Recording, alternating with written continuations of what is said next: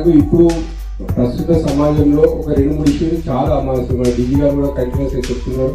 2-3 ఇష్యూలు చాలా ఇంపార్టెంట్ ఉంది. ఒకటి డ్రగ్స్ అంటే మన దగ్గర గంజాయి అంటాం మనం ఎక్కువ. ఒకటి గంజాయి. 2 సైబర్ క్రైమ్, అంటే ఈ ఫోన్ల ద్వారా ఇంటర్నెట్ ద్వారా మన పైసలు పోవడం సైబర్ కేసులు, అంటే ఫోన్ల ద్వారా అమ్మాయిలు అలా చేయడం కావచ్చు, డబ్బులు పోవడం కావచ్చు, సైబర్ నేరాలు ఉంటాయి. సైబర్ నేరాలు 3 రోడ్ యాక్సిడెంట్. వీటి గురించి చిన్న 2-3 మాటలు చెప్తాను. కమ్యూనిటీ కాంటాక్ట్ అంటే కమ్యూనిటీ మీ కాంటాక్ట్లోకి వచ్చింది.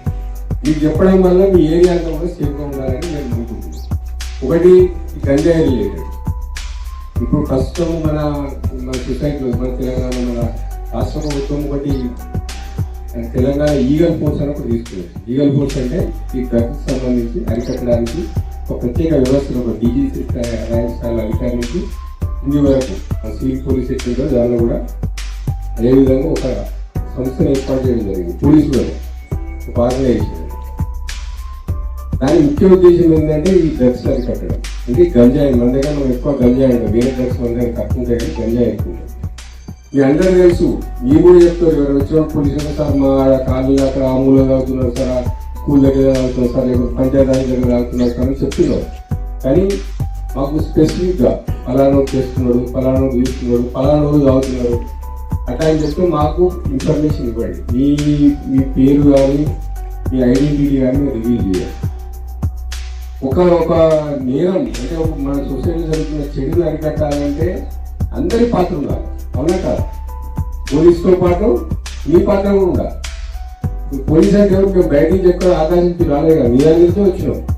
మాకు ఇన్ఫర్మేషన్ ఎక్కడ చేస్తాం, మా కంప్యూటర్ కొట్టగా రాదు కదా. మీలాంటి చెప్తేనే మాకు ఇన్ఫర్మేషన్, పబ్లిక్ చెప్తేనే మాకు. అంటే పబ్లిక్ పార్టిసిపేషన్ ఎంత ఉంటే, మీరు ఎంత పాల్గొంటే దాన్ని అంతా మనం అరికట్టవచ్చు. కాబట్టి మీకు ఎటువంటి ఇన్ఫర్మేషన్ ఉన్నా, ఎంత చిన్న ఇన్ఫర్మేషన్ ఉన్నా మాకు ఇమీడియట్గా మాకు ఇన్ఫర్మేషన్ చెప్పండి. మేము ఖచ్చితంగా దాని మీద యాక్షన్ తీసుకుంటాం.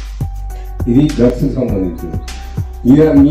మీకు మీ ఫ్యామిలీలో కానీ మీకు ఎక్స్టెండెడ్ కానీ మీ బాబాయిలు మామలు అల్లులు వీళ్ళు వాళ్ళు ఉంటే వాళ్ళు ఎవరైనా మీకు ఇట్లా గంజాయి తాగి దానికి అలవాటు పడ్డారని మాకు చెప్పండి.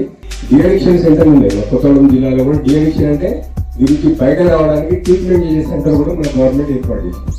వాటికి పంపించవచ్చు, మనం బయటికి తీసుకుని వచ్చే అవకాశం ఉంటుంది. కాబట్టి మీరు అటువంటి వాళ్ళు మీ ఫ్యామిలీలో కానీ తెలిసిన వాళ్ళు కానీ మీ బస్తీలో కానీ మీ గల్లీలో కానీ ఉంటే మాకు చెప్పండి. ఖచ్చితంగా వాళ్ళకి మనం సాయం చేయాలి. అదొకటి. రెండోది సైబర్ కేసులు. సైబర్ కేసులు అంటే మన ఇంటర్నెట్ అందరి చేతులలో ఫోన్లు ఉన్నాయి, అందరికి ఇంటర్నెట్ ఉన్నది, చాలా రకరకాలు వస్తాయి. మీకు మీరు ₹1,00,000 పెడితే 15 రోజులు 2 లక్షలు అయితే అని, లేకపోతే మీ ఇంటికాడ కూర్చొని రోజుకు 10,000 సంపాదించవచ్చని, లేకపోతే మీకు మీ ఇంట్లో ఎవరైనా లేడీస్ ఉంటే వాళ్ళకి హరా తీసుకుంటారు కాల్స్ అని, లేదంటే మీ ఫోన్ నెంబర్ వేరే ఒక ఫ్రాడ్లో ఉంది అని డిజిటల్ అరెస్ట్ అంటారు. ఇటువంటి రకరకాలు వస్తున్నాయి. అటువంటి ఏమీ నమ్మొద్దు. మీరు మోసం ఎప్పుడు పోతారో, అత్యాశ పోతే మోసపోతారు.